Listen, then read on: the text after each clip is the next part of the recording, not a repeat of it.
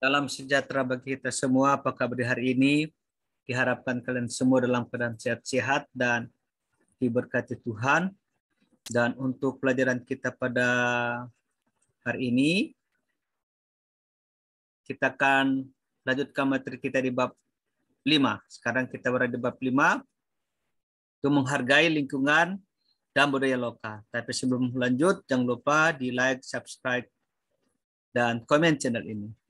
Dan untuk pembahasan hari ini, kita akan bahas tentang mengenal lingkungan sekitar.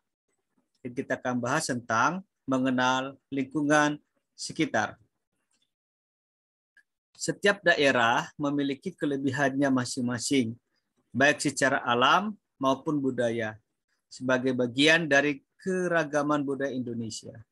Semuanya menarik untuk dipelajari, dihargai, dan bahkan dikembangkan.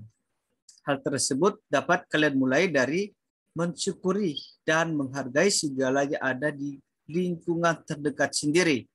Dari lingkungan fisiknya hingga tradisi, makanan, serta produk-produk dari lingkungan sekitar kita. Kita mulai di mengenal lingkungan sekitar. Lingkungan sekitar mencakup 3 hal, yakni lingkungan fisik, flora dan fauna, serta lingkungan sosial. Lingkungan fisik umumnya mempengaruhi jenis flora dan faunanya, atau tumbuhan dan hewan. Wilayah atau lingkungan tertentu akan dihuni oleh flora dan fauna tertentu pula. Lingkungan fisik juga dapat mempengaruhi perilaku masyarakatnya. Masyarakat di suatu wilayah dapat memiliki budaya dan perilaku yang berbeda dengan masyarakat di daerah lain karena lingkungan fisiknya berbeda. Masyarakat dengan budaya dan perilaku masing-masing itulah lingkungan sosial yang juga perlu diperhatikan. Ini gambar salah satu lingkungan yang padat penduduk. Nah, kita mulai di pertama, lingkungan fisik. Lingkungan fisik yang mudah diperhatikan adalah menyangkut kawasan pesisir atau daratan. Daerah pesisir adalah yang dekat dengan laut, biasanya berupa daerah datar dengan tanah berpasir. Sedangkan wilayah daratan yang dimaksudkan adalah daerah yang agak jauh dari laut. Daratan dapat berupa dataran rendah maupun dataran tinggi atau pegunungan. Di pegunungan, wilayahnya juga dapat berupa gunung dan lembah yang landai, namun dapat juga berupa tebing-tebing terjal. Di beberapa daerah seperti Ternate, pesisirnya langsung bersambung dengan gunung yang tinggi. Coba perhatikan tempat tinggal kalian di lingkungan fisik yang mana. Apa yang paling menarik dari lingkungan tersebut? Sungai atau aliran air juga merupakan bagian dari lingkungan fisik. Ada yang berupa sungai berbatu-batu, ada juga yang berupa sungai atau saluran air yang tenang. Sebagian daerah malah mempunyai mata air dan air terjun. Kadang juga ada hal khusus lain yang menarik, seperti jenis batu-batuannya. Ada daerah yang memiliki batu besar yang berbentuk tertentu, seperti di Belitung, Provinsi Bangka Belitung, serta di Natuna, Kepulauan Riau, terdapat batu-batu besar di pantai yang menarik perhatian. Di Purwodadi, Jawa Tengah, ada tempat lumpur panas yang meletup terus-menerus. Ini tempat lumpur panas. Ada daerah yang juga punya tempat api muncul dari tanah, seperti di Pamekasan, Madura, maupun Sungai Siring, Samarinda. Ini ya gambarnya. Tentu ada hal cukup menarik di sekitar daerah kalian. Masing-masing yang layak disyukuri untuk dikembangkan. Yang kedua, flora dan fauna. Perhatikan juga jenis-jenis tumbuhan dan hewan di sekitar daerahmu. Apakah yang menarik untuk diperhatikan? Ada daerah yang dekat dengan hutan, dengan perkebunan, dengan sawah atau taman. Ada pohon-pohon yang paling banyak di sana. Adakah jenis pohon tertentu yang menarik diperhatikan? Di pantai selatan Jogja, daun pohon cemara laut membentuk lorong semacam gua. Ya, ini ya. Seperti ini gambarnya. Dari itu lalu dikenal sebagai gua cemara. Ini ya, ini ya. Ada pula daerah yang memiliki pohon beringin putih. Ini pohon beringin putih. Beringin dalam bahasa Jawa adalah beringin.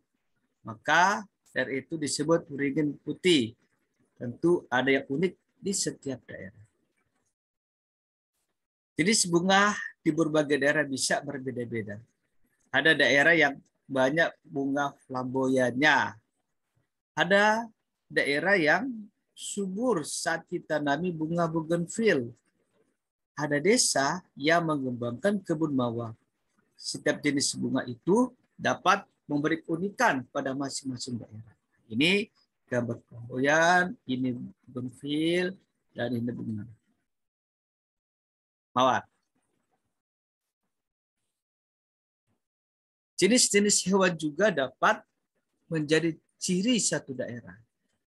Ikan belibis misalnya hanya dikenal di daerah tempat saja, di beberapa tempat saja seperti di Danau Singkarak, Sumatera Barat ini ikan bilis ya, ikan bilis.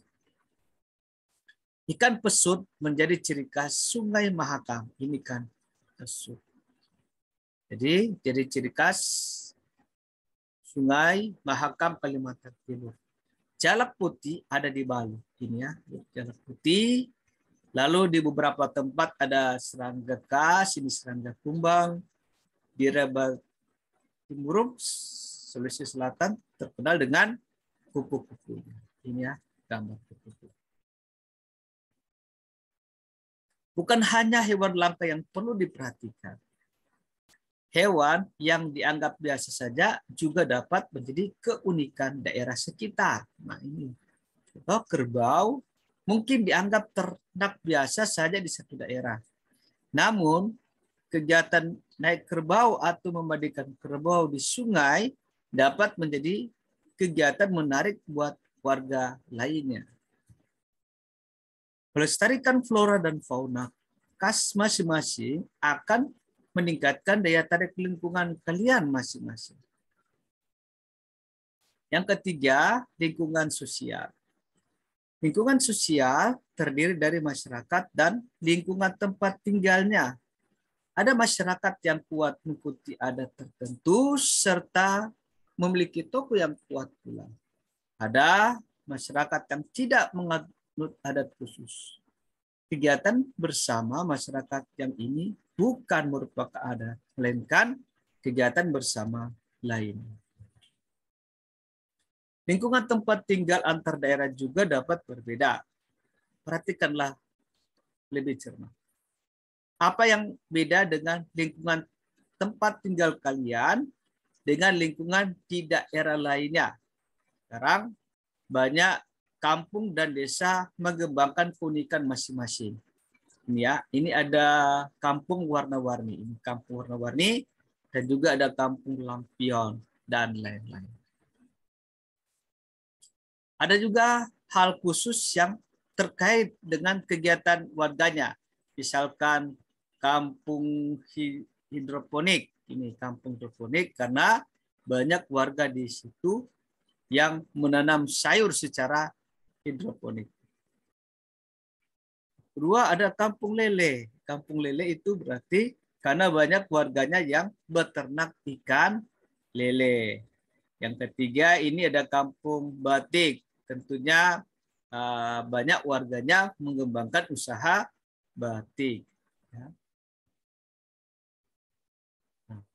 Tempat yang menjadi kegiatan bermasyarakat juga beragam. Sebagian di lapangan pemukiman, di taman-taman, di balai pertemuan warga, dan juga di rumah ibadah.